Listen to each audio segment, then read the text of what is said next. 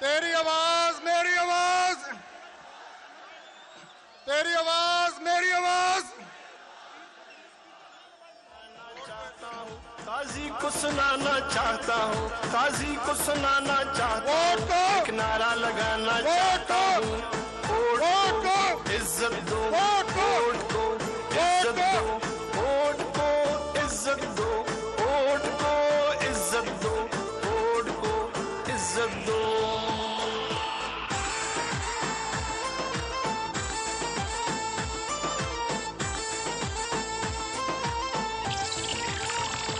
بسم اللہ الرحمن الرحیم.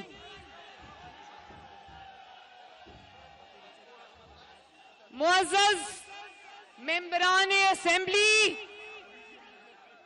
پنڈی اور اسلام آباد اور دیگر جگہوں سے آئے ہوئے بھائی بہن، بزرگ، مائیں، بیٹیاں، بیٹے، السلام علیکم.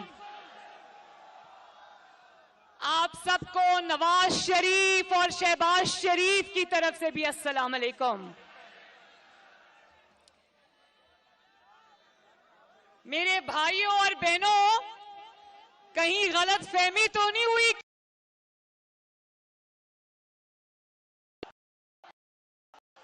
جتنا بڑا جم غفیر آج یہاں موجود ہے، مجھے تو لگ رہا ہے کہ آپ کو غلط فہمی ہوئی تھی کہ آج لانگ مارچ آج ہے، اور یہ اگر پروٹیسٹ ریلی ہے اور یہ اگر احتجاج ہے تو کان کھول کے سن بھی لو اور آنکھیں کھول کے دیکھ بھی لو کہ جس دن عوام لانگ مارچ کے لیے یہاں پہنچے گی، یہاں کیا عالم ہوگا. دیکھو میرے بھائیوں اور بہنوں، ہم آج ایک ایسی سڑک پر موجود ہیں جس کو کانسٹیٹیوشنل ایونیو کہتے ہیں، یعنی کہ شاہراہ دستور، جس کی دونوں اطراف میں انصاف دینے والے ادارے ہیں. لیکن میرے بھائیوں، میں بہت افسوس کے ساتھ یہ بات کہتی ہوں کہ ہم جس ملک میں رہتے ہیں وہاں نہ آئین ہے نہ کوئی انصاف ہے. اور آج الیکشن کمیشن آف پاکستان کے باہر ہم اس لیے جمع ہوئے ہیں کہ ہم الیکشن کمیشن آف پاکستان کو اس کی آئینی ذمہ داریاں یاد دلائیں. ہم یہاں پر اس لیے جمع ہوئے ہیں کہ ہم الیکشن کمیشن آف پاکستان اور محترم چیف الیکشن کمشنر کو یہ بتائیں کہ آپ کا ادارہ پاکستان کا ادارہ ہے، پاکستان کا آئینی ادارہ ہے اور پاکستان کی قوم کا ادارہ ہے. یہ وہ ادارہ ہے جس کو آئین نے آپ کی اور عوام کی رائے کا امین بنایا ہے. یہ وہ ادارہ ہے جس کو پاکستان کی آئین کی سبز کتاب نے آپ کے ووٹ کی عزت کی ذمہ داری عطا کی ہے. اور یہ وہ ادارہ ہے جس کو عوام کے ووٹ کی عزت کروانی تھی. بتاؤ، عوام کے ووٹ کی عزت کروائی اس ادارے نے؟ میں آج آپ کو پاکستان کی تاریخ کے سب سے بڑے فراڈ کی کہانی سناتی ہوں. جانتے ہو اس فراڈ کا نام کیا ہے؟ اس فراڈ کا نام ہے Tehreek Insaf foreign funding case. کیا نام ہے؟ اب میرے پیچھے بولنا ہے تاکہ مجھے پتا چلے کہ آپ میری بات سن رہے ہو اور آپ کو آواز آ رہی ہے، اور یہ کہ آپ کو اپنی بہن اور بیٹی کی بات سمجھ آ رہی ہے. کیا آپ جانتے ہیں کہ نومبر 2014 یعنی 2014 میں تقریباً 7 سال پہلے، 6.5 سال پہلے یہ کیس دائر ہوا تھا. کتنے سال پہلے؟ اب تک नवाज शरीफ का केस तो दिनों में चलता है और दिनों में खत्म होता है, और दिन में 2-2 समातें भी होती हैं, लेकिन 7 साल में इस इदारे ने अभी तक सिर्फ 70 समातें की। कितनी समातें? और जानते हो, ये जो जाली खान है, पाकिस्तान पर जो अजाब मुसल्लत किया हुआ है, उसका नाम क्या है? जानते हो कि इमरान खान ने इस मुकदमे को मुलतवी कराने की कितनी बार कोशिश की? 30 बार। कितनी बार? कौन कहता था कि अगर चोरी नहीं की तो तलाशी दे दो? कौन कहता था?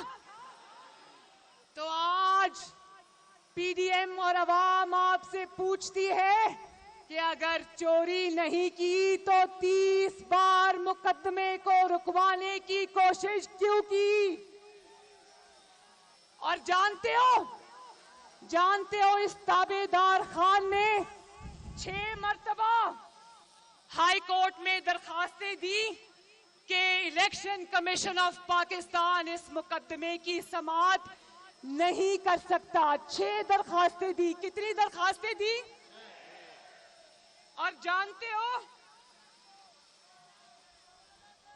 हो कि एक कमेटी बनाई ईसीपी ने, इलेक्शन कमीशन ऑफ पाकिस्तान ने एक कमेटी बनाई जिसको कहते हैं स्क्रूटनी कमेटी, जिसको कहते हैं तहकीकाती कमेटी, जिसका काम था तहकीकात करके उसकी तफसीलात अवाम के सामने रखना। लेकिन जब तहकीकात शुरू हुई तो ऐसी जराइम की ऐसी लंबी दास्तान सामने आई कि क्योंकि ऊपर से हुक्म था तो तहकीकाती कमेटी को, स्क्रूटनी कमेटी को कहा गया कि इनके ऊपर हथौला रखो, और वो स्क्रूटनी कमेटी फिर इमरान खान की और ईसीपी की ताबेदार बन गई।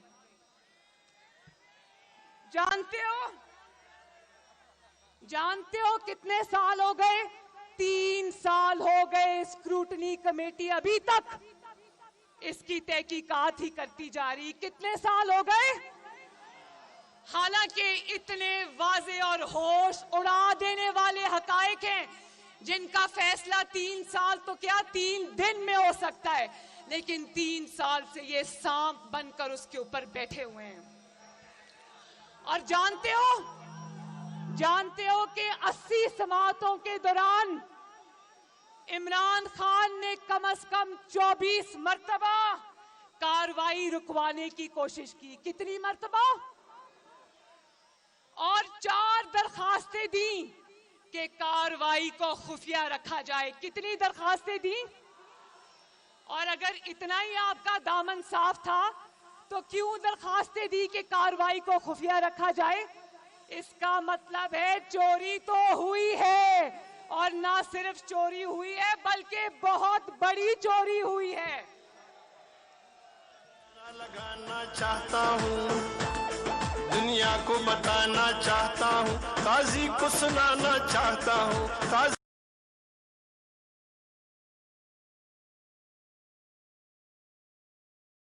लिए इनको यू टर्न खान कहते हैं। क्या कहते हैं? इन्होंने यहाँ सिर्फ बयानात नहीं बदले, इन्होंने 8 वकील बदले, लेकिन 8 कितने वकील?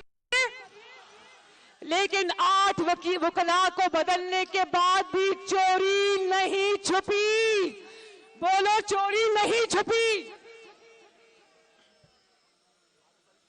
और जानते हो कि स्टेट बैंक ऑफ पाकिस्तान ने, जो कि एक और कौमी इदारा है, उसने इमरान खान के 23 खुफिया बैंक अकाउंट पकड़े। कितने बैंक अकाउंट्स पकड़े?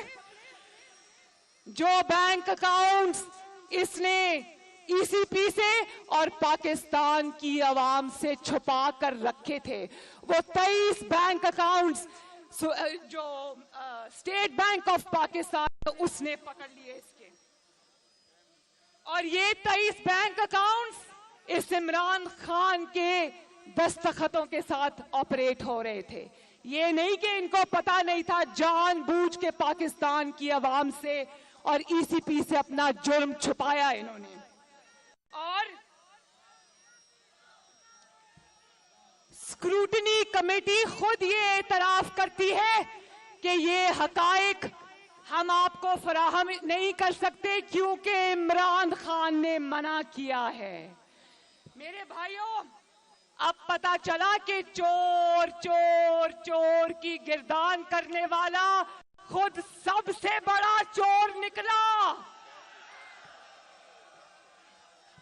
کیا آپ یہ جانتے ہو؟ ایک اور جرم سن لو. جانتے ہو یہ پیسہ جو عمران خان کے اکاؤنٹس میں آیا، پاکستان تحریک انصاف کے اکاؤنٹ سے آیا، یہ کیسے آیا جانتے ہو؟ کس کے ذریعے آیا؟ ہنڈی کے ذریعے. ہنڈی کے ذریعے. کس کے ذریعے آیا؟ جانتے ہو نا ہنڈی کے ذریعے کون سا پیسہ لایا جاتا ہے؟ جانتے ہو نا؟ اب پتا چلا کہ یہ کنٹینر پر چڑھ کر دھرنے میں کیوں عوام کو ترغیب دیتا تھا کہ ہنڈی کے ذریعے پیسے منگواؤ، کیونکہ یہ خود ہنڈی کے ذریعے یہ چوری اور پتہ نہیں خفیہ کا پیسہ کہاں کہاں سے منگوا رہا تھا. اور میرے بھائیوں بہنوں، یہ بتاؤ کیا جانتے ہو کن دو ملکوں سے اس کو فنڈنگ ہوئی؟ جانتے ہو؟ دو ملکوں سے اس کو بہت بڑے بڑے فنڈ آئے. ایک ہے انڈیا، بھارت، کیا؟ اور دوسرا ہے اسرائیل. وہ اسرائیل جو فلسطینیوں کے اوپر مظالم پر مظالم ڈھا رہا ہے. اسرائیلی عمران خان کو پیسہ دے رہے تھے. اب جانتے ہو کہ یہ پیسہ خفیہ اکاؤنٹس میں کیوں آیا؟ اور یہ بھی جانتے ہو کہ یہ پیسہ ہنڈی کے ذریعے بھی آیا اور عمران خان کے ذاتی ملازموں کے اکاؤنٹس میں آیا. کن کے اکاؤنٹس میں آیا؟ اور اس کو فنڈنگ انڈیا سے جانتے ہو کس نے کی؟ بھارتیہ جنتا پارٹی کے ارکان نے، جس کا نام دوسانجھ ہے. دوسانجھ، یہ لکھا ہے میرے پاس یہ نام. اس کا نام ہے اندرجیت دوسانجھ. بھارتیہ جنتا پارٹی کا وہ ممبر ہے. اس نے اس کو فورن فنڈنگ میں پیسہ دیا. اور جس اسرائیلی نے اس کو پیسہ دیا اس کا نام ہے بیری سی شپس. اور یہ بھی میں آپ کو بتا دوں کہ ایسی بے تحاشا کمپنیوں اور لوگوں نے اس کو پیسہ دیا. اور اب دیکھو، جب آپ بھارتیہ جنتا پارٹی کے لوگوں سے فنڈ لو گے تو پھر مودی کی جیتنے کی دعائیں کیوں نہیں مانگی جائیں گی؟ پھر کشمیر کیوں مودی کی جھولی میں نہیں پھینکا جائے گا؟ بھئی جن سے آپ پیسے لیتے ہو،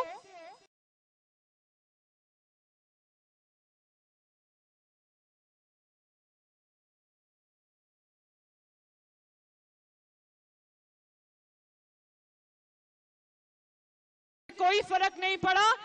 پی ڈی ایم سے اتنا فرق پڑا ہے کہ جو 7 سال سے کیس دبا کر بیٹھا ہوا ہے وہ اس کو کھولنا پڑ گیا ہے. اور جانتے ہو جب پی ڈی ایم نے اور عوام کے دباؤ میں جواب دینا پڑا تو اس نے کیا جواب دیا جانتے ہو؟ کہتا ہے کہ مجھے نہیں پتا، یہ سب میرے ایجنٹس نے کیا ہے. کس نے کیا ہے؟ کہتا ہے میں نے نہیں کیا، مجھے نہیں پتا، سب میرے.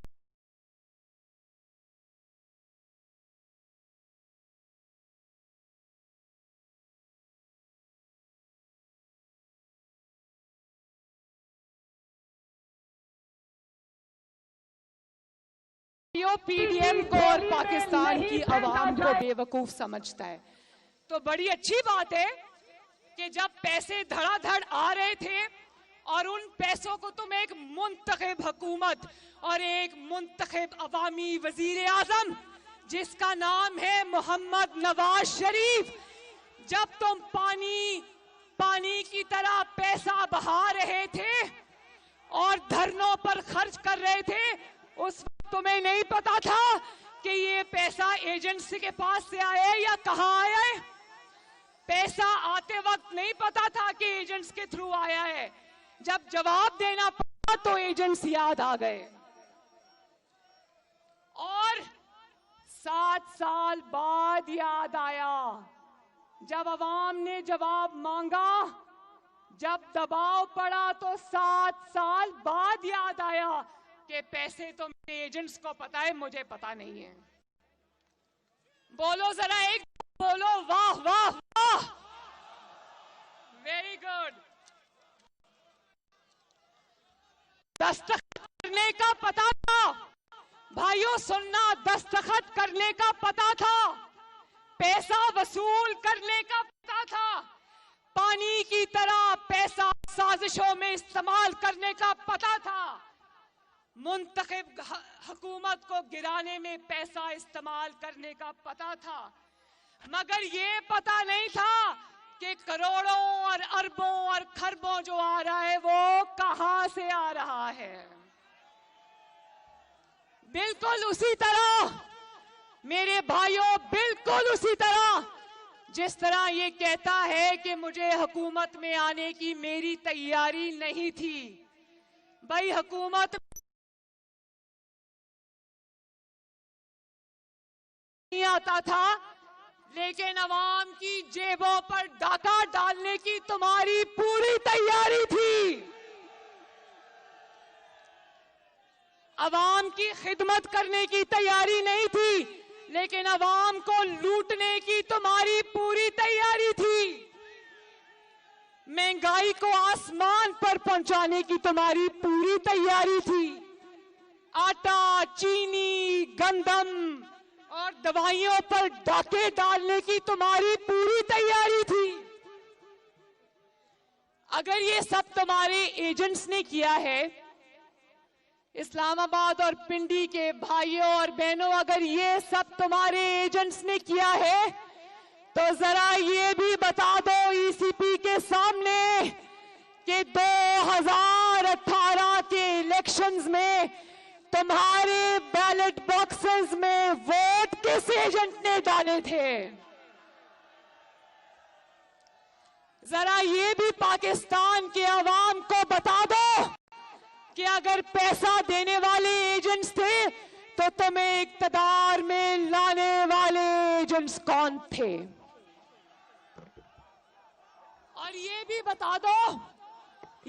बता दो कि साकिब निसार से तुम्हें जाली साकिब और अमीन, सादिक और अमीन नहीं, साकिब और अमीन का सर्टिफिकेट दिलवाने वाले एजेंट्स कौन थे। और अब ये भी बता दो, यहां मीडिया की वैन्स मौजूद हैं, ये भी बता दो कि तुम्हारे लिए मीडिया को मैनेज करने वाले, मीडिया को दबाव में लाकर अपनी मर्जी की खबरें चलवाने वाले एजेंट्स कौन है। पूछो मेरे भाई, कौन है वो एजेंट्स। और ये भी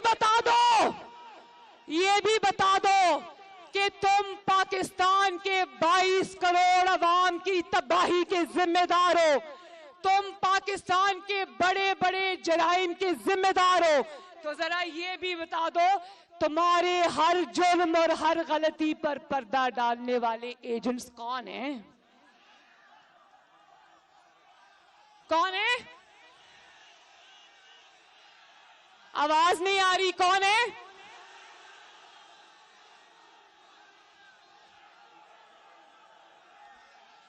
काश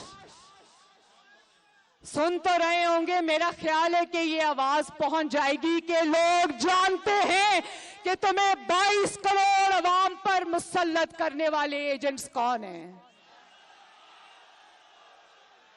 देख लो, जहां जहां आवाज जा रही है, देख लो, लोग नहीं डर रहे।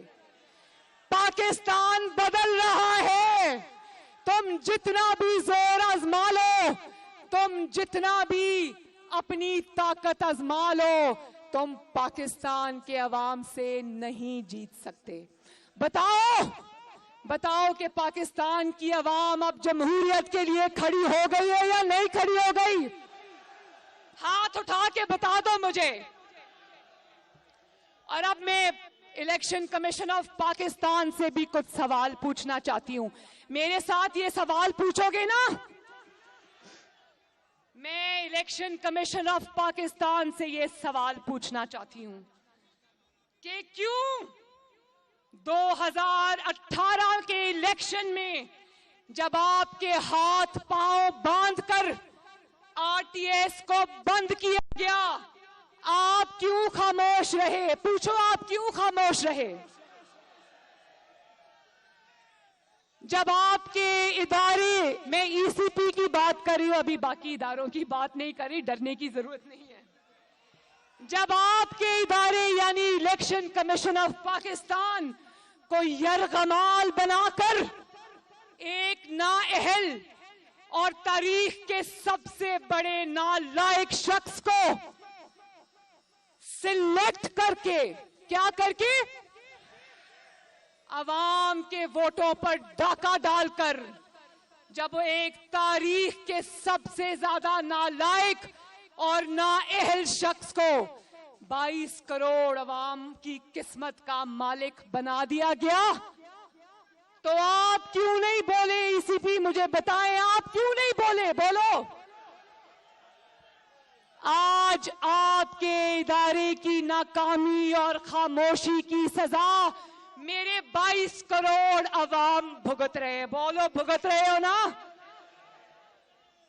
آج جب پیٹرول بم، جس کو اردو میں پیٹرول بم کہتے ہیں، وہ آج جب عوام کے سروں پر گرتا ہے تو ای سی پی والوں سن لو، یہ عوام تمہیں بھی اس میں شریک جرم ٹھہراتی ہے۔ ٹھہراتے ہو؟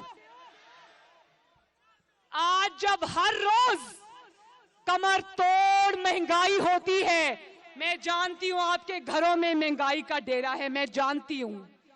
آج جب روز عوام کے اوپر مہنگائی کا طوفان آتا ہے، تو مہنگی بجلی، مہنگی گیس، مہنگا آٹا، مہنگی روٹی، مہنگی چینی، مہنگا صابن، مہنگا کھانے پینے کا کوکنگ آئل جس کو کہتے ہیں، کس کس چیز کا میں نام لوں؟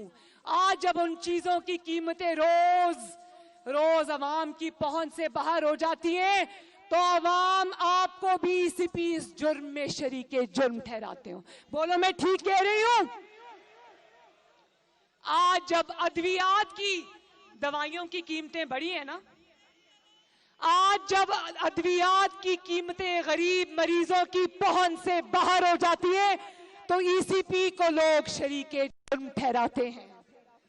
آج جب میرے ینگ بچے، نوجوان لڑکیاں، نوجوان لڑکے آج جب بے روزگار ہوتے ہیں، تو یاد رکھو ای سی پی عوام تمہیں بھی شریک جرم ٹھہراتی ہے۔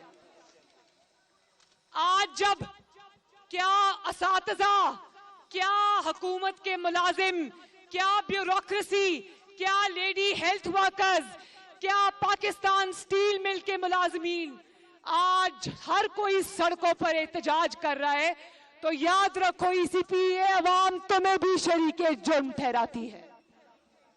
آج جب گردشی قرضہ 3000 ارب کی بلند سطح پر چلا جاتا ہے، لیکن عوام کو تب بھی بجلی نہیں مل رہی، تو یاد رکھو ای سی پی لوگ آپ کو بھی شریک جرم ٹھہراتے ہیں۔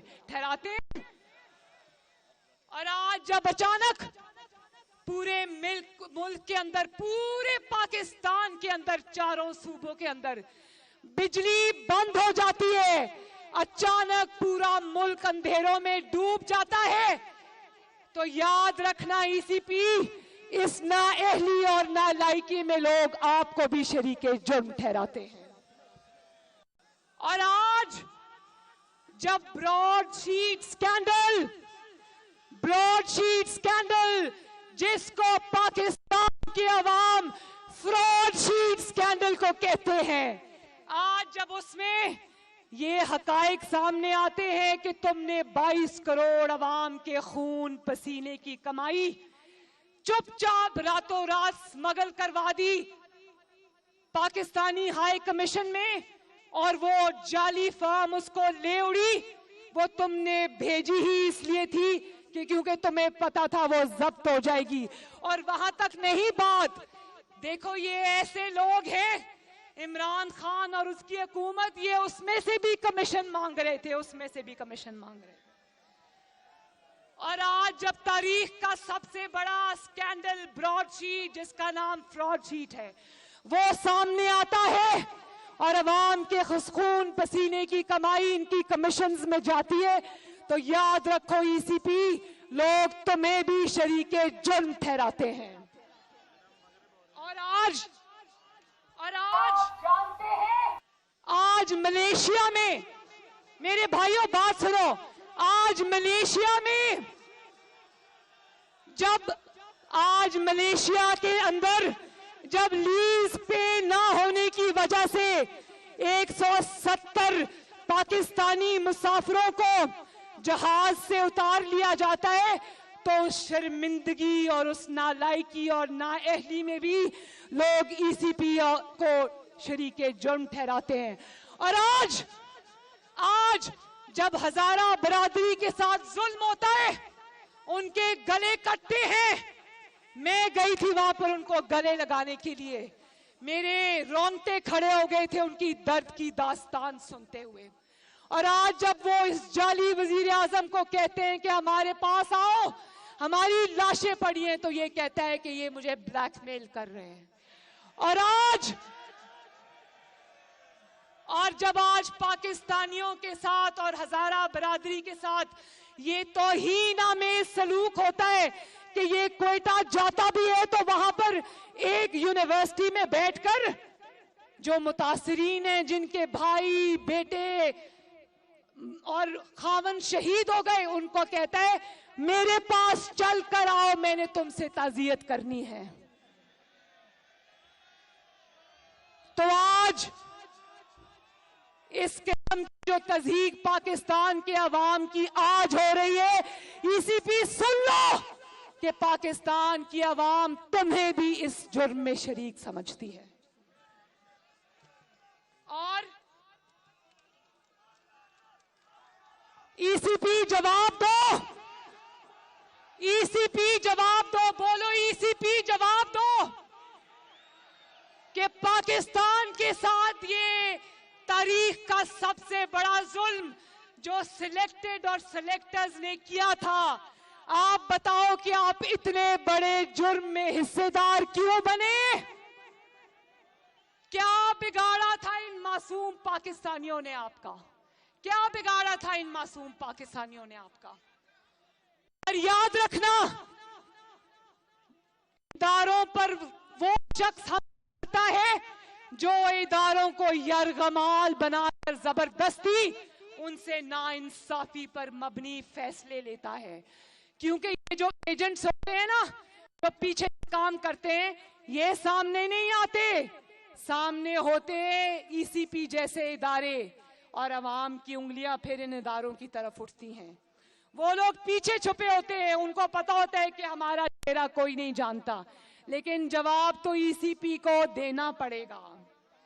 اور اس کا جواب ایک ہی ہے. آخر میں بس ایک بات، کیونکہ ایک منٹ، آخر میں ایک ہی بات،